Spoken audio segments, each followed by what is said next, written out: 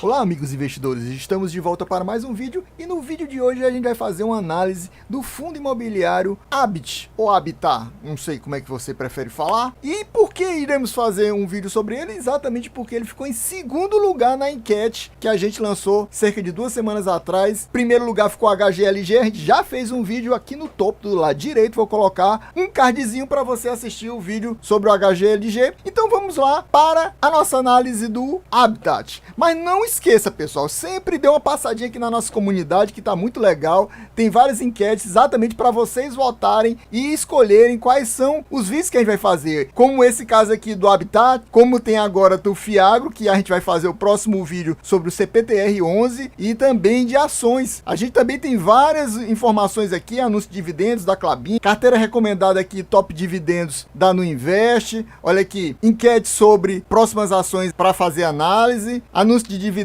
da BB Seguridade, do Banco do Brasil, carteira Top Small Caps, muita informação para você aqui na nossa comunidade, então não deixe de dar uma passadinha se você gosta desse tipo de conteúdo, meus amigos. Não esqueça, deixa aquele likezão, se inscreva no canal e também ative o sininho. Vamos lá? Então, pessoal, no momento a ação do Habit está valendo R$ 87,76. Atingiu uma mínima nessas últimas 52 semanas de R$ 83,04 e uma máxima de R$ 108,81. E o dividend yield distribuído nos últimos 12 meses é de estúpidos 15,90%, muito top. E o fundo sofreu uma desvalorização de 18,74%. Verificamos aqui que a cota do fundo está em queda. Desde fevereiro do ano passado ela vem caindo. Um ano atrás ela estava nessa alta aí de 108,81, ou seja, quase R$110. Naquela época que tava todo mundo caindo, ela bateu essa mínima dela de R$ 83,04. Deu uma recuperada e no momento está nesse valor de 87,76. Mas por ela estar caindo muito, verificamos aqui que o P sobre VP está apenas 0,88. Ou seja, a cota do fundo está com 12% de desconto. Então o fundo está bem descontado, já que o valor patrimonial da cota é R$ 99,78. O número de cotistas é razoável, 67.800, e a liquidez diária é quase de 1,5 milhão de negociações, ou seja, é fácil vender e é fácil comprar cotas do fundo. E nos últimos 2 anos, praticamente a gente pode dizer que o rendimento mensal médio é de R$ 1,34, que é muito bom para um fundo de base 100. E atualmente ele está com um fundo de base 90, né, digamos assim. O dividend yield do último mês foi de praticamente 1,30, que é top demais, apesar da gente saber que os fundos de papel normalmente têm realmente um dividendo maior, mas 1,30 é muito alto para um fundo de papel. Rendimento foi de R$ 1,18. Estamos aí esperando ainda o lançamento do novo relatório para a gente verificar esse resultado e também estamos esperando o próximo anúncio de dividendos no final do mês. Mas daqui a pouquinho eu vou trazer para vocês o relatório do mês de dezembro, que trata do rendimento pago no início de janeiro. A gente verifica aqui que o fundo oscila bastante, digamos assim, porque tem aqueles fundos que são tipo um padrão, tipo um reloginho, é todo mês batendo o mesmo valor, Aqui não, ele oscila muito.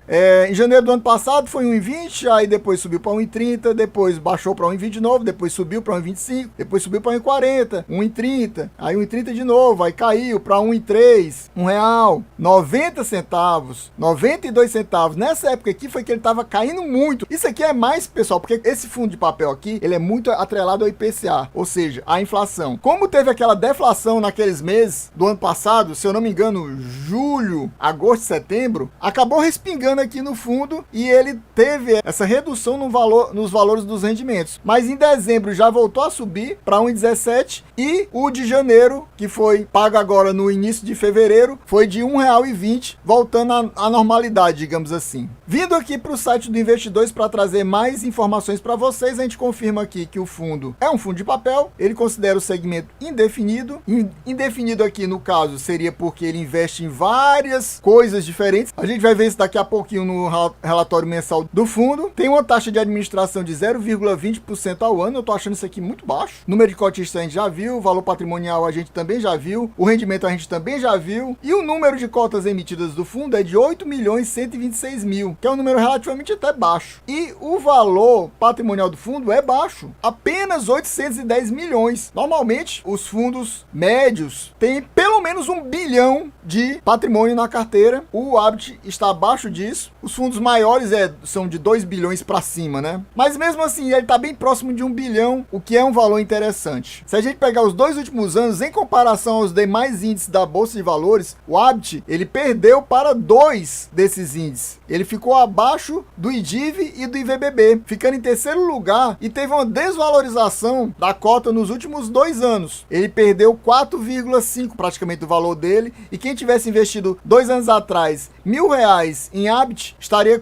no momento com R$955. Vindo aqui para o relatório mensal do mês de dezembro, exatamente do valor do rendimento que foi pago em janeiro, porque ainda não saiu o relatório do mês de janeiro, que o rendimento foi pago agora em fevereiro. O Habitat Recebíveis é um fundo de investimento imobiliário com prazo indeterminado. O objetivo dele é a aquisição de ativos financeiros de natureza imobiliária. A preponderância, ou seja, a maioria da aplicação são em certificados de recebíveis imobiliários, que serão lastreados em carteira de recebíveis pulverizados. Por isso que aqui no nome dele ele chama de Habitat Recebíveis Pulverizados. O patrimônio líquido é de 810 milhões, praticamente 811 milhões, como a gente já viu. O valor patrimonial da cota R$ 99,78. O gestor é Habitat Capital Partners. Número de cotas 8.126.000. Número de cotistas 66.811. Olha aqui, a taxa de gestão, bem que eu achei, lá no Investidor 10 está errada. Taxa de gestão é 1,26% ao ano e não 0,20% como estava mostrando lá. É um erro lá do Investidor 10. E ainda existe uma taxa de performance de 20% sobre o que exceder os 100% do CDI. E a administradora do fundo é a Vortex. Nessa parte do relatório ele mostra quanto foi o dividend yield anualizado do ano de 2022. Foi 17,01%, considerando o valor da cota de fechamento do mês, que foi R$ 88,80. Desde o IPO, a captação total do fundo é de 828 milhões, mas no momento ali a gente viu que só tem 811 milhões. E aqui ele fala exatamente do IPO, segunda emissão, terceira e quarta emissão e incorporação. E ele fala também dos rendimentos que foram obtidos pelos cotistas do fundo por cota durante os últimos 12 meses, que foi de R$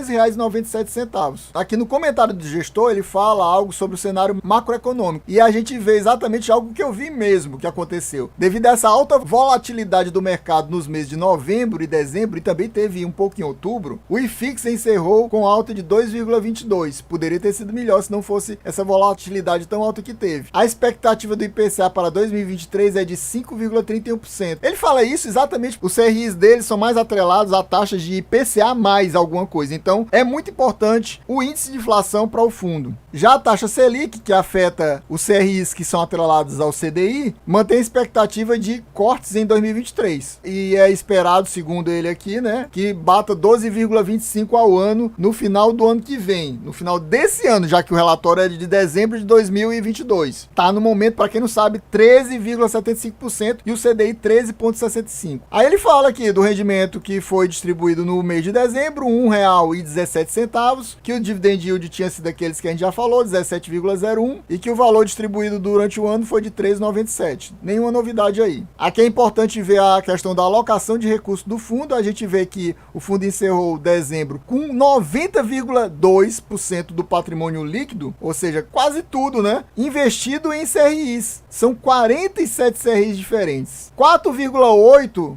dos investimentos do fundo é em outros fundos imobiliários. É muito pequeno, né, essa quantidade. E 5,1, cerca de aproximadamente 41 milhões em caixa. Ou seja, o fundo ainda tem 41 milhões em caixa. Durante o mês de dezembro, foram alocados cerca de 6 milhões em CRIs. No caso, 5,8 milhões no CRI Jardins Boulevard e cerca de 0,15 milhões no CRI Jardine. Algo interessante que é mostrado aqui também nesse relatório do fundo são os comentários sobre as obras que estão acontecendo com o dinheiro do fundo. Então ele fala aqui dessa CRI do Wanderlust Experience Hotel em Campos do Jordão, São Paulo, e desse CRI Alta Vista em Rondonópolis, Mato Grosso. Aqui ele traz uma demonstração detalhada dos resultados do fundo de todos os meses do ano passado, de janeiro até dezembro. Então ele fala das receitas com os CRIs, depois as receitas com outros ativos que não são os CRIs, exatamente, por exemplo, fundo imobiliário, fundo de liquidez, outras receitas, mostra as despesas, aí mostra o resultado líquido, no caso lucro, em todos os meses, e depois quanto foi distribuído desse lucro. Que a gente sabe que a obrigação legal é de distribuir 95% por semestre do lucro do fundo, mas a gente sabe que o pessoal tem um padrão de distribuir mensalmente em vez de semestralmente. Nessa parte do relatório ele mostra os dividendos e na realidade também mostra a data base, que é a data com, a data de pagamento e quanto era a cotação e quanto ficou o dividend yield em cada um desses meses de janeiro a dezembro de 2022. Para quem tiver interesse pode dar uma olhadinha aqui. A gente vê que sempre foi um dividend yield muito bom. O dividend yield pior dele foi esse 0,93, o que é um dividend yield muito bom, né, para fundo de papel. Aqui ele traz uma demonstração gráfica daqueles números que a gente viu bem no comecinho do relatório, mostrando que o fundo tem 90,2% do total do portfólio dele de CRIs, 4,8% em fundos imobiliários e 5,1% em liquidez, que na realidade é o sinônimo de caixa que ele usa aqui. E aqui a gente vê aquela questão do segmento, porque que lá no Investidor 10 fala que o segmento é indefinido. Exatamente porque de todos os ativos deles, 44 são ligados a loteamentos, 24 a multipropriedades, 19 em incorporação, 8% concentrado e 5% em outros. Esses outros se dividem em energia solar, condomínio, estoque e condo hotel. Já nessa parte a gente vê como é a questão dos percentuais do PL atrelado a cada tipo de indexador. A gente vê que o indexador principal é o IPCA. 80,14% do patrimônio líquido é indexado ao IPCA. Aí a gente vê que tem uma pequena parcela, cerca de 5,46% do patrimônio líquido atrelado ao INCC, cerca de 4,33% do patrimônio líquido atrelado ao CDI+,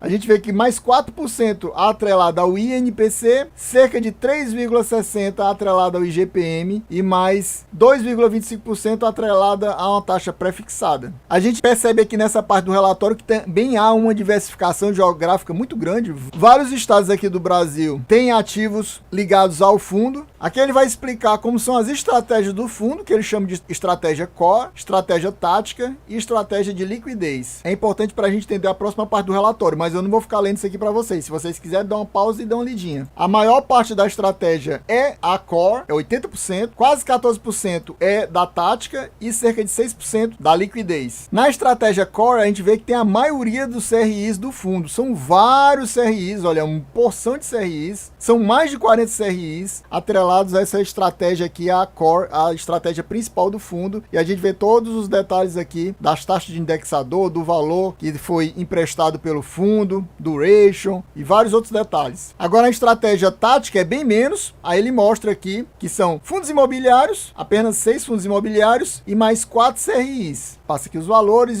e o valor percentual do PL atrelado a esses ativos. E para fechar essa parte dos ativos e as suas respectivas estratégias, ele mostra aqui que na liquidez, novamente aparece vários fundos imobiliários, cerca de 7, incluindo o MXRF, e o caixa. O caixa ele possui 41.237.000 em caixa ainda. Pessoal, chegou nesse momento aqui que ele vai falar do detalhamento dos CRIs que o fundo está investido. Detalhes do CRI, detalhe das garantias, o nome da CRI. E eu vou passando aqui para vocês. Se você tiver interesse em ler, você vai lendo aos pouquinhos, porque é muita coisa. Então não dá para eu ficar lendo isso aqui tudinho não, mas se você tiver interesse em dar uma lida, você vai dando pausa e olhando. Eu contei quando eu estava fazendo aqui, preparando o material para o vídeo, eu contei mais de 10 páginas com essas fotos e com essas informações sobre os CRIs. Então não faz sentido eu ficar lendo tudo isso. Então eu vou passando aqui e quem tiver interesse vai lendo. E lembrando, pessoal, quem gostou do vídeo já sabe, né? Se não for inscrito, se inscreva no canal, deixa aquele likezão, ative o sininho, não esqueça disso não. É isso aí, valeu, até a próxima e fui!